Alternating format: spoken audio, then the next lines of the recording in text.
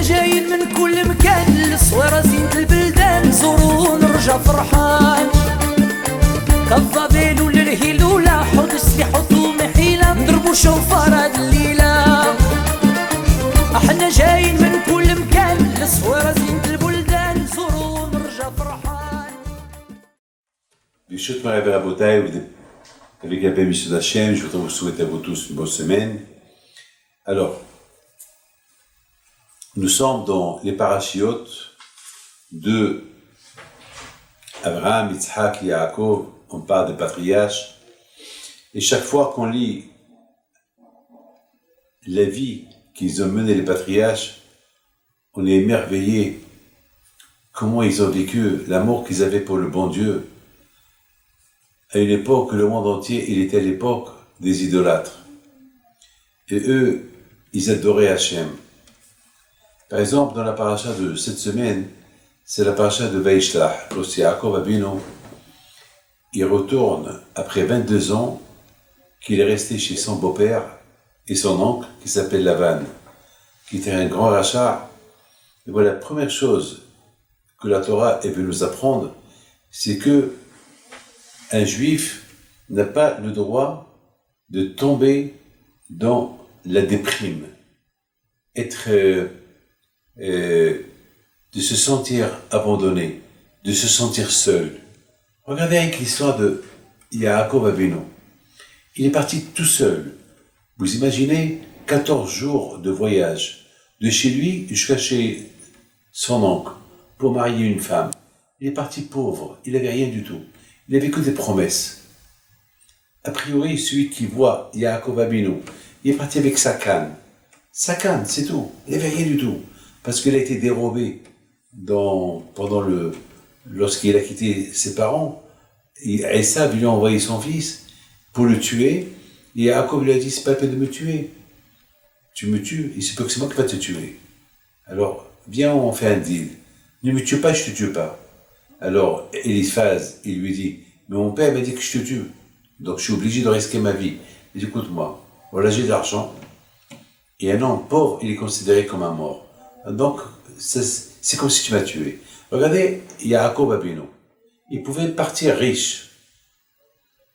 Il aurait pu tuer Eliphaz. Parce qu'il était fort. Il était un homme très très fort, Yaakov Avinu. Très très fort. Malgré son âge, c'était comme Samson, Shimshon. Très très fort. D'ailleurs, la Gemara dit que tout seul, il a poussé une pierre, une grosse pierre qui pesait des tonnes, et il a poussé comme si on pousse c'est comme si on pousse un petit verre. Tellement qu'il était fort. Yaakov Avinu. Très très fort. Il aurait pu tuer Eliphaz, mais il l'a pas tué. Pourquoi? Parce qu'il a dit, un homme de Torah ne tue pas. Si je peux sauver ma peau et sa peau, alors je le fais. Alors, elle a fait une concession. Elle dit, ouais, je donne l'argent. Mais qui peut faire ça? Les gens aujourd'hui se disputent pour $1. Et les gens, ils risquent leur vie pour $1. Surtout, alors, Yaakov Avinu, il a dit non. Moi, je ne veux pas le tuer. Il ne va pas me tuer, mais je ne veux pas le tuer. Qu'est-ce qu'il veut de l'argent? Je lui donne l'argent, et alors, je vais devenir pauvre. Alors, je suis considéré comme un homme mort et pauvre, mais il ne faut pas que je verse une goutte de sang de mon neveu. Voilà Yaakov Avinu. Donc, Yaakov Avinu aurait pu dire, attends, mais celui qui vient me tuer, il faut que je le tue. Non, Yaakov Avinu, il dit, si je peux sauver sa peau et ma peau, je le fais. Alors quoi, je vais partir, demander les 2 filles, une fille au mariage, sans argent, sans rien du tout, Dieu est grand. Voilà, mes amis, comment Yaakov Avinu, il est parti. Il est parti pauvre, pauvre, pauvre, pauvre. Il arrive chez son beau-père, futur beau-père, qui était son oncle, Lavan. Il arrive sans rien du tout. Et Lavan lui propose de travailler chez lui. En contrepartie, il lui donne ses filles à marier. Donc, vous connaissez toute l'histoire. L'histoire, elle se termine que Yaakov Avinu, il est parti avec 0 centime, avec rien du tout. A priori, qui va le voir, qui va le regarder, qui va faire cas de lui? Il avait une seule chose, la promesse d'Hachem. Hachem, il est venu chez lui en rêve, il lui a dit, n'aie pas peur, je serai avec toi, je te protège, et tu vas réussir. Il avait aussi la bénédiction de son père, Yitzhak. C'est avec ces bénédictions, il est parti chez son oncle Lavan, qui est devenu après son beau-père. C'est tout. Et une fois qu'il est arrivé là-bas, il a travaillé, il est devenu, non seulement qu'il a marié 2 filles de Lavan, il a eu 11 enfants.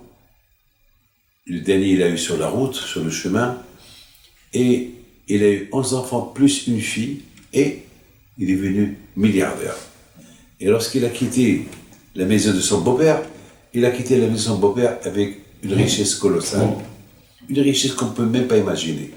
À tel point que nos sages disent qu'il avait des dizaines de milliers de chiens bergers qui surveillaient son troupeau.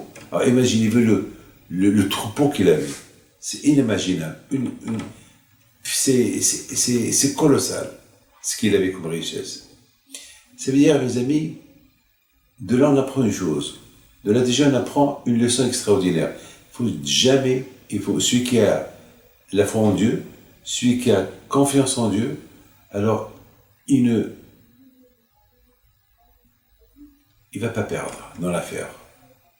Mais beaucoup des fois, on peut avoir confiance en Dieu, mais on voit que les prières qu'on fait, ils ne sont pas exaucées. Alors là, on risque de tomber dans le piège de la déprime. Alors là, vraiment, tu vas tout perdre. Le bénéfice, tu vas le perdre. On voit que Yaakov Abinu, même qu'il a vu que les bénédictions qu'il a reçues du bon Dieu, et même qu'on a vu que les bénédictions qu'il a reçues de son père, ils se sont pas réalisés, il souffrait le pauvre chez son beau-père. Malgré tout, il avait toujours l'émouna en Dieu. Malgré tout, toujours, il était là en train de prier à Hachem. Et lorsqu'Hachem a vu que vraiment Yaakov Abinu, il est resté solide dans sa foi en lui, alors à la fin il a réussi. Beaucoup de fois Hachem il nous met dans l'épreuve pour voir est-ce vraiment on compte sur lui, ou bien on compte sur lui uniquement par intérêt, ou bien on compte sur lui uniquement parce qu'on aime le bon Dieu. C'est-à-dire, beaucoup de fois, il y a des gens, ils prient le bon Dieu, ils prient, et ils voient que ça ne coche pas, la prière ne fait pas d'effet. Après, ils abandonnent, ils disent, bon, allez, avec tout ce que j'ai fait. Beaucoup de fois, il y a des gens qui me le disent. Non, mais justement, c'est ça l'épreuve. L'épreuve, c'est que si tu veux réussir, si un homme, c'est quoi le vrai homme qu'il a, c'est quoi la répression qu'il a, confiance en Dieu, c'est la personne que, avec toutes les épreuves qui passent, avec toutes les prières qu'il prie, il voit que rien n'arrive, et malgré tout, il continue. Alors là, certainement que Hachem va l'aider. La preuve de Yaakov. Voilà, on voit Yaakov Abinu alayhi shalom. Avec toutes les épreuves qu'il a passées, il n'a pas abandonné. Et de plus que les années passent, et le pauvre, il souffre. Si vous voyez la page de Vaïtseko bien, le pauvre Yaakov, il a souffert avec son beau-père. 22 ans de souffrance. Et malgré tout, Yaakov Abinu, il est resté le même Yaakov. Il n'a pas abandonné, il ne s'est pas éloigné de Akadosh Baruch Hu, le contraire. Même sa Torah, il révisé sa Torah, nuit et jour. À cette époque, la Torah, Hakamim disent que lorsqu'il est arrivé lorsqu'il est retourné chez lui, c'est écrit que Yaakov est arrivé Shalem, il est arrivé parfait. Et Hakamim dit, c'est quoi parfait? Parfait dans sa Torah. Même sa Torah, il n'a pas oublié. Au général, les épreuves et les souffrances, ils te font oublier la Torah, ils te font oublier tout. Mais on voit que lui, il n'a rien oublié. La Torah, il n'a rien oublié. Pourquoi? Parce que il trouvait sa consolation dans la Torah. Mes amis, écoutez ce que je vous dis. Celui qui a des problèmes, la consolation des problèmes, c'est encore se renforcer dans l'émouna, se renforcer dans les mitzvot et se renforcer dans la foi. C'est ça, celui qui fait ça réussit. Je voudrais un pardonneur et se les mettre. Il ne faut pas se désespérer. On n'a pas vu quelqu'un ici il y a quelqu'un qui vient chez moi cette semaine, il me dit qu'il veut se suicider. Et je dis pourquoi? Il me dit parce que j'ai tout. Je dis c'est quoi tu as tout? Il me dit tout ce que je veux, je l'ai. Alors j'ai pas de but dans la vie. J'ai pas de but. Alors j'ai parlé avec son père, qui commence un peu à serrer un peu la ceinture. Parce que je lui dis, monsieur, c'est ta faute. Il voulait une Porsche, il lui a donné une Porsche. Il voulait un magasin, il voulait un hôtel, il lui a donné un hôtel. Le père, il est milliardaire, il a un seul fils unique, il a pourri. Mais aujourd'hui, là, il est tombé de... Ça y est, il veut plus... Il n'a plus besoin de rien. Il est arrivé à un niveau que ça y est, j'ai tout eu, ça y est, c'est fini. Non, mes amis, même qu'on a tout, il faut toujours demander à Akadosh Baruch Hu encore plus pour faire des mitzvot. Et de plus, jamais on a tout. Mes amis, c'est ça il ne faut jamais tomber dans le désespoir. Jamais, jamais, jamais. J'étais en train de parler avec quelqu'un cette semaine parce que il a tellement tout, jusqu'à que maintenant, qu'est-ce qu'il veut? Ben, aujourd'hui, il veut des choses bêtes. Je peux pas vous dire ce qu'il veut. Je lui ai bien regardé. Je lui ai dit, mais t'es fou. Mais t'as pas le droit. T'as pas le droit. Il m'a dit, pourquoi pas? Il m'a dit, pourquoi pas? Je dis, parce que tu n'as pas le droit. J'ai vu que c'est un monsieur qui est plein de déprime, en pleine dépression. Avoir tout, ne croyez pas que c'est bien. Hein? C'est la raison pourquoi toujours on prie. Pourquoi on prie? Parce que toujours on veut. Toujours, on doit se sentir qu'on a besoin de demander. On n'a pas encore tout, on veut. C'est la raison pourquoi beaucoup de fois il y a des maladies, beaucoup de fois il en manque.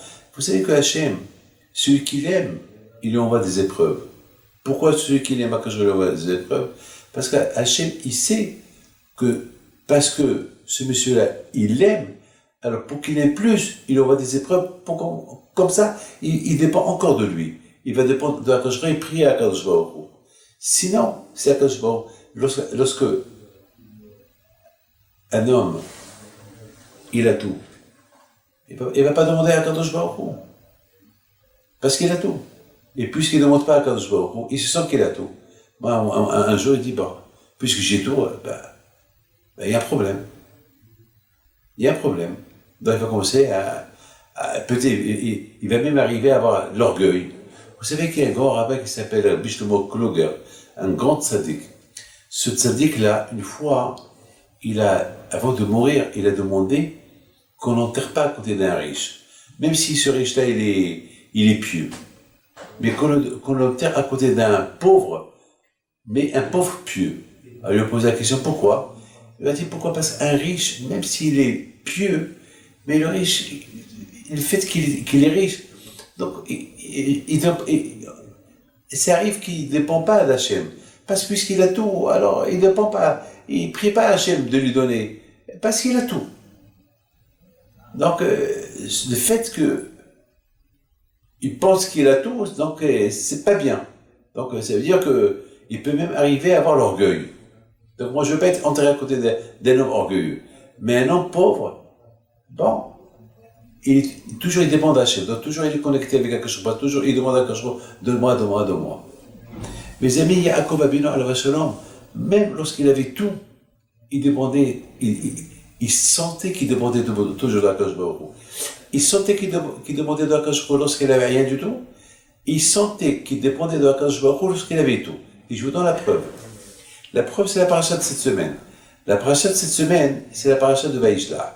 Vaishlach, Yaakov Abinu, il envoie des messagers à Esav, son frère, il lui dit, je vais te rencontrer, et j'ai tout. Il dit, voilà, j'ai tout. Je suis marié, j'ai une femme, j'ai des gosses, je suis riche. Alors, qu'est-ce qui se pose? Mais quelle est la raison pourquoi Yaakov Abinu, il fait ça? Attends, Yaakov, tu sais bien que Esav, ton frère, il veut ta peau. Yaakov, tu veux que Esav, ton frère, il veut te tuer. Donc, il va être encore plus, il va avoir encore plus de haine contre toi, lorsqu'il va savoir que tu as des enfants, et tu es marié, et que tu es riche, parce qu'il va dire que c'est à cause de la bénédiction que tu lui as pris, tu as eu tout ça. Alors, vraiment, au lieu que Yaakov, il va avec un profil bas chez ses parents, on dirait qu'il va avec un profil haut chez ses parents. Et en plus, il envoie des messagers à Esav, l'énerver plus. Et vraiment, Esav, lorsqu'il a entendu que Yaakov, il rentre chez lui, chez son père, riche, milliardaire, millionnaire, et avec une richesse colossale, ça l'a tellement énervé, il est venu faire la guerre. Pour le tuer, dans l'intention de le tuer. Alors pourquoi Yaakov il fait ça? Vaishlach Yaakov malachim lefanav el Esav achiv. Pourquoi tu fais ça, Yaakov? Pourquoi? Mes amis, la réponse elle est comme je viens de vous dire. Yaakov Abinu alav shalom, il s'est dit comme ça. De toute façon, tout ce que j'ai, ça vient de Akadosh Baruch Hu. C'est Hachem qui me l'a donné. Donc pourquoi tu veux que je cache ce que Hachem m'a donné? Je cache pas. Je ne cache pas ce que Hachem m'a donné.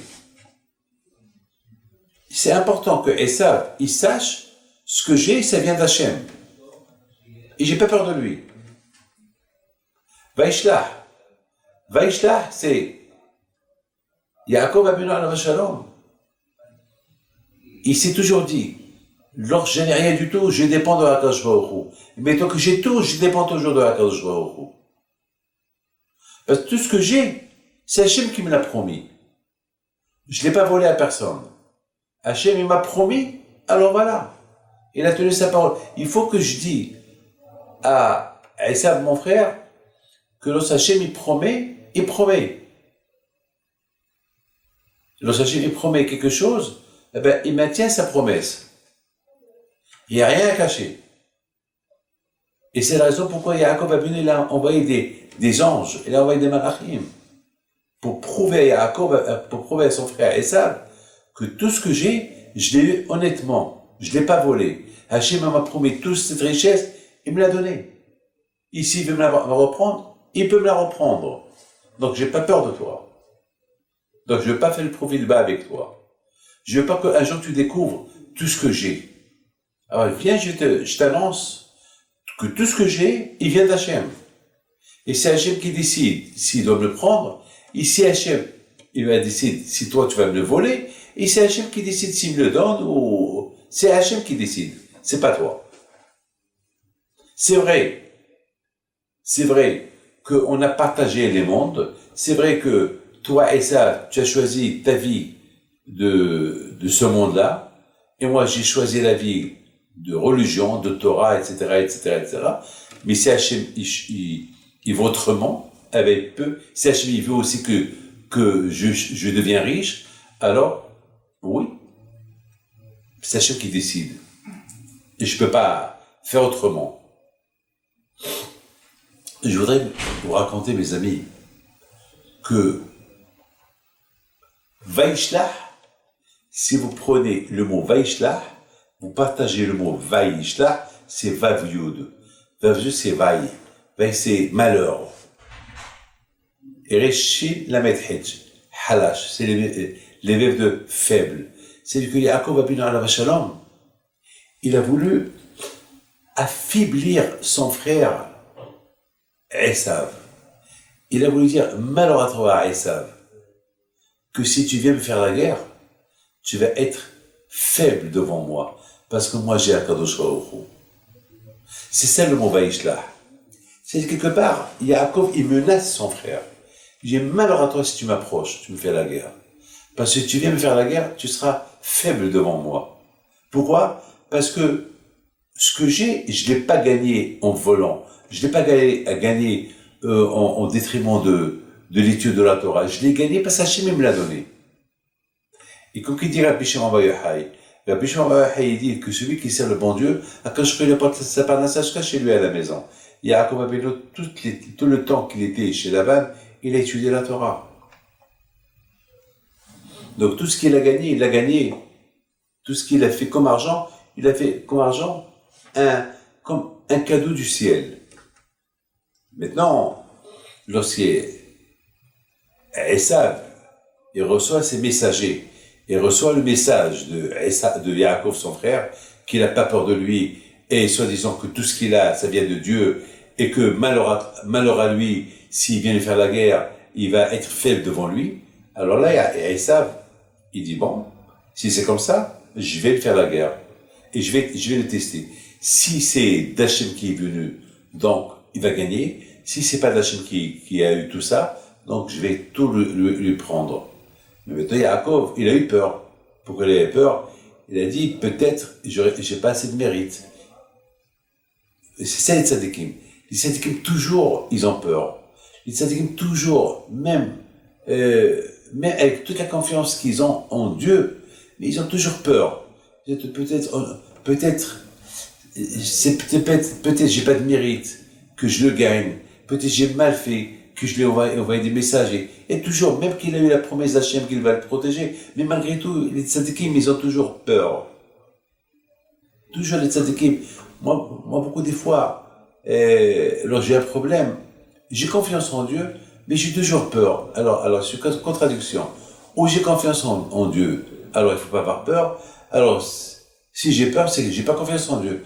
La réponse, elle est, avec toute la confiance que j'ai en bon Dieu, vraiment, j'ai toujours peur. Pourquoi? Parce que je dis, peut-être, j'ai pas assez de mérite.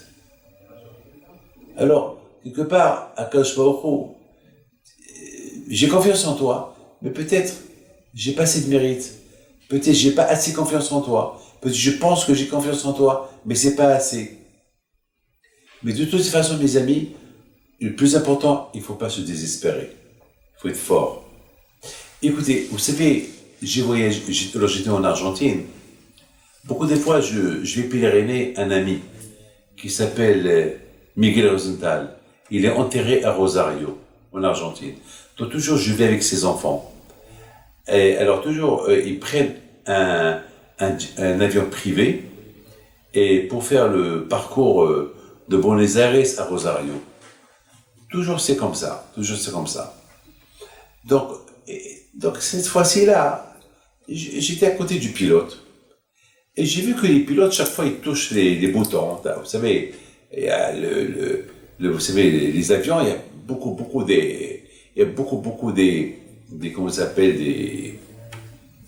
des boutons, plein de boutons. Vous avez un écran et chaque fois, tu vois le pilote, il touche là, il touche là, il touche là, il touche là, il touche là, et il fait que toucher. Pendant 1h30 de vol, il touche là. Mais j'ai remarqué que rien qui touche. Alors, j'ai pas compris, on dirait qu'il a un tic.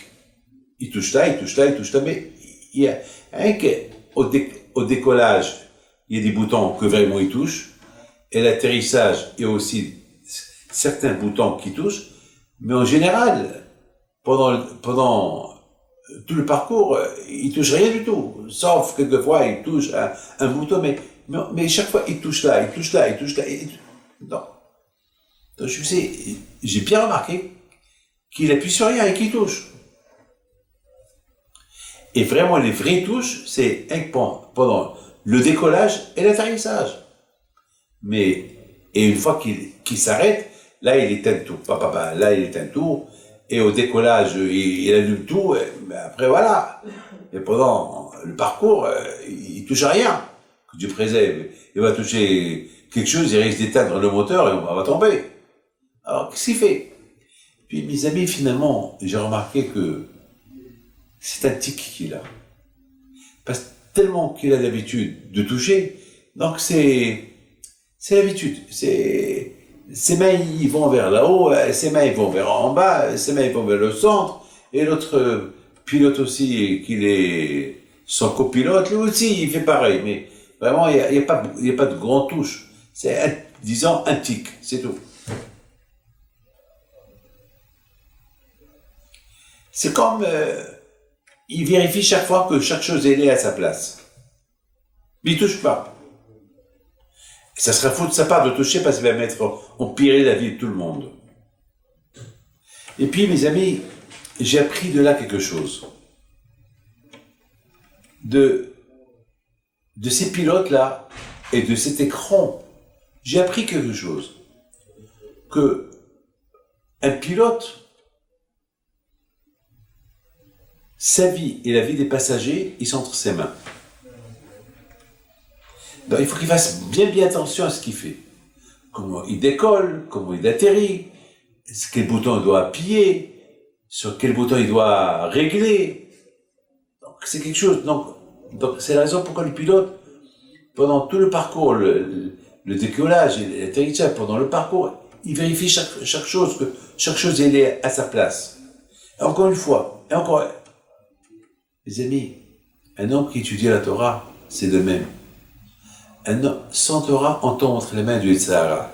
Sans la Torah et l'Emouna, on tombe dans le désespoir. Donc, c'est la Torah et l'Emouna qui nous aident à être toujours attachés à Kadosh Baruch Hu. Donc,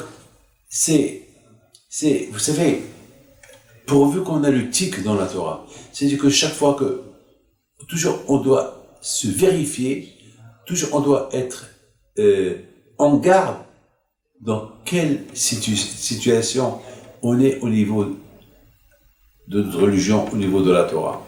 C'est très important, très important.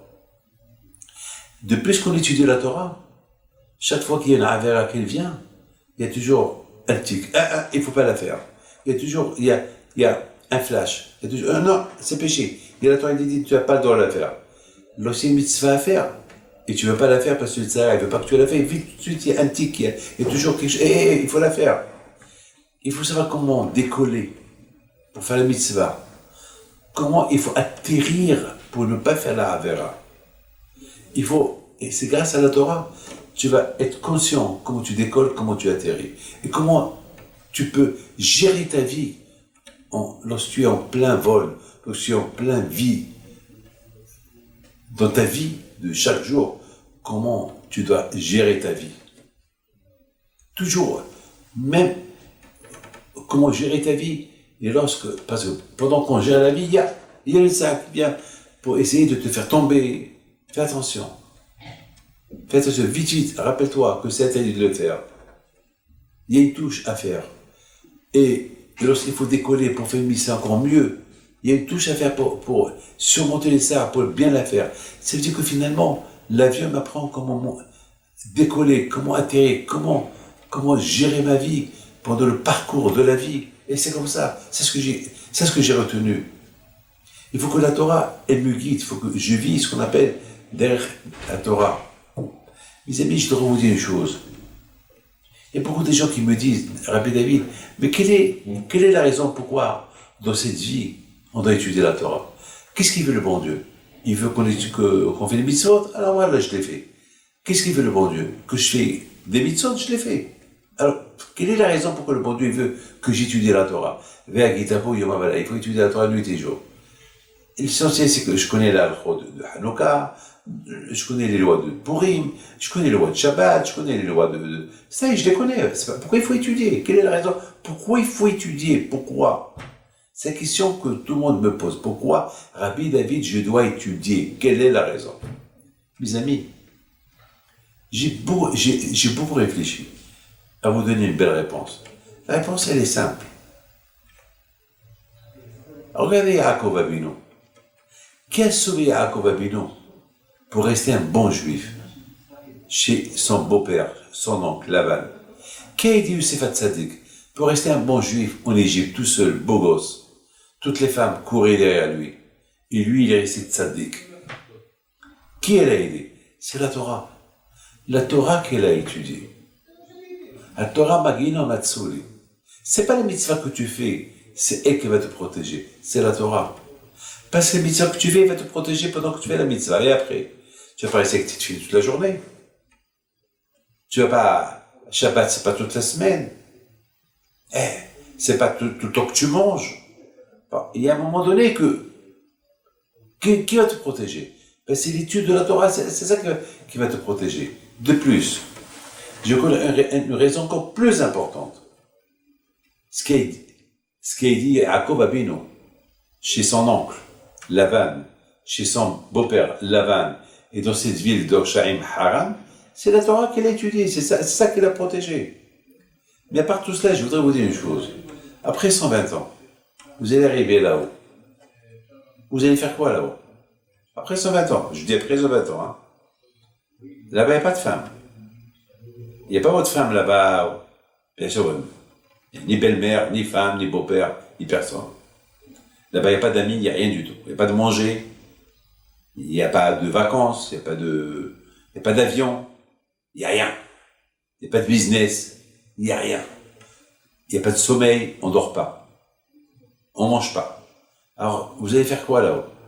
Dans ce monde-là, on passe le temps, manger, dormir, vacances, travail, se reposer, discuter. Mais là-haut, il y a quoi? Là-haut, là-haut, il y a quoi?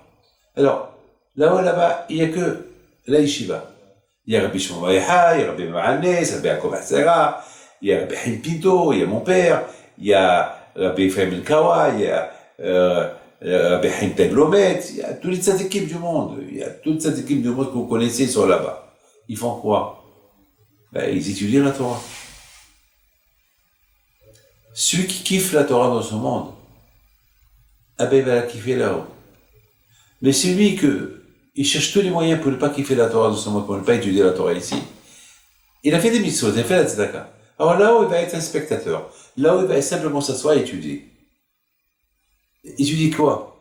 Pas étudier, pardon. Il va écouter. Il va s'ennuyer. Il veut parler. Il va dire non. Étant donné que tu n'as pas étudié là en bas, là tu ne peux pas étudier. Donc tu vas t'ennuyer. Non. Celui qui kiffe la Torah dans ce monde-là, il va la kiffer là-haut. Mais celui qui kiffe pas la Torah dans ce monde-là, il va kiffer quoi là-haut? Rien du tout. Donc il va s'ennuyer. Regardez déjà, beaucoup des gens, ils s'ennuient dans ce monde-là. Avec tout ce qu'ils ont, tout à l'heure je vous ai dit, quelqu'un, parce qu'il a tout, il s'ennuie. Il veut se suicider parce qu'il a tout. Il s'ennuie. Alors, Rabotai, il faut trouver, de la même façon qu'on trouve goût à la Torah, on peut trouver goût de la même façon on trouve goût au business, on peut trouver goût à la Torah. J'ai entendu Rabbi Nachman Boris Lebedi, de la même façon qu'on peut détruire, on peut construire. Eh oui. De la même façon qu'on peut réparer, on peut casser, on peut réparer. Voilà. Aujourd'hui, il y a le recyclage aujourd'hui. Alors, on va détruire la chose bien pour bien la reconstruire. Mes amis, il faut savoir, si vous ne voulez pas qu'on s'ennuie là-haut, il faut étudier la Torah en bas. Il faut apprendre à la kiffer, comme on kiffe le manger. Quand on kiffe parce que là-haut, il n'y a pas de repas tunisien, algérien, marocain, il n'y a plus rien. Donc, il faut kiffer autre chose. Quoi? La Torah. Mais pour kiffer la Torah, il faut la kiffer ici déjà. Et c'est ça, mes amis. Mes amis, on voit Yaakov Abinu alav shalom, là où il était, Yaakov Ishtav Shivralim. Il kiffe la Torah partout. Celui qui kiffe la Torah partout, là où il va, la Torah lui suit. Yaakov est parti tout seul. 14 jours de voyage. 14 jours de voyage, il a étudié pendant 5 ans. Donc il s'est pas ennuyé. Et à la fin, lorsqu'il est retourné de chez son beau-père, après 22 ans, il est retourné parfait. Il n'a pas oublié sa Torah. Il n'a pas oublié sa Torah. C'est extraordinaire. Et même dans son sommeil, il a étudié la Torah. C'est écrit lorsque Yaakov il a dormi, Yaakov il s'est réveillé de son sommeil, Mishinato, et Hacham dit, c'est quoi Mishinato? Mais Mishnato, de son étude. Même dans son sommeil, il a étudié la Torah.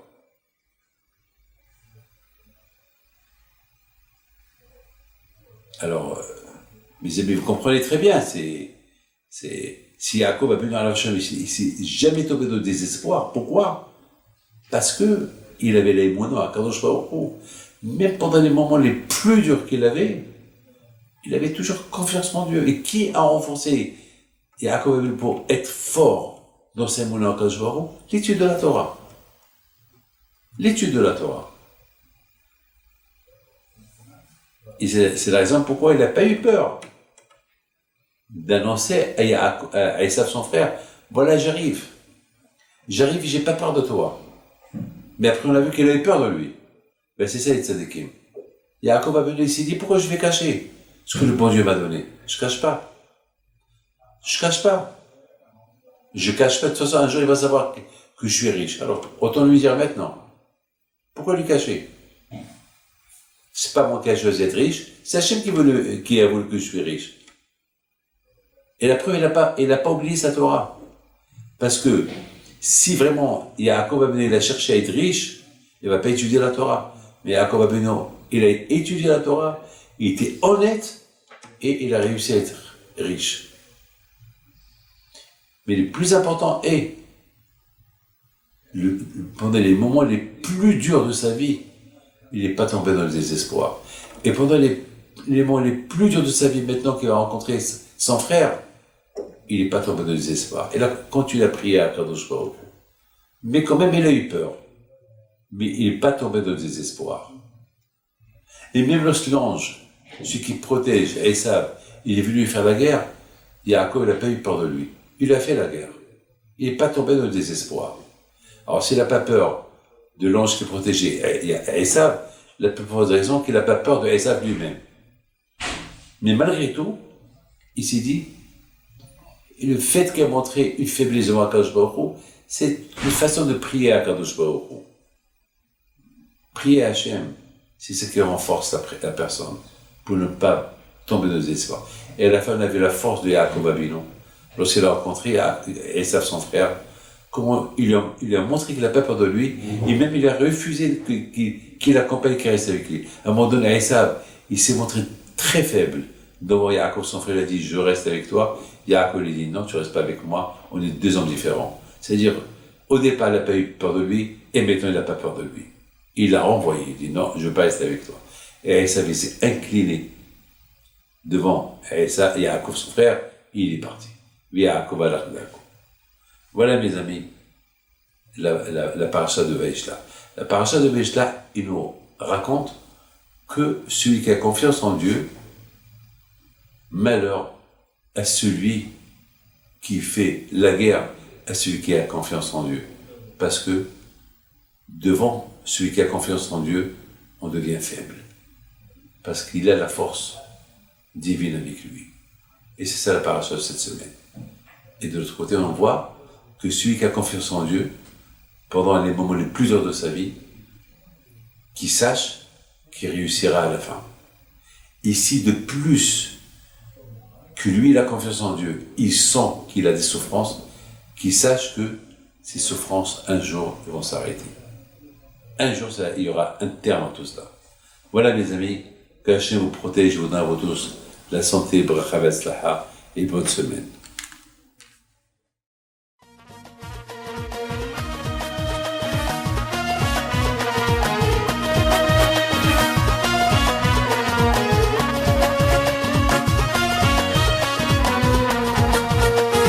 نوضو يا ناس غرتو على ربيع حي بنتو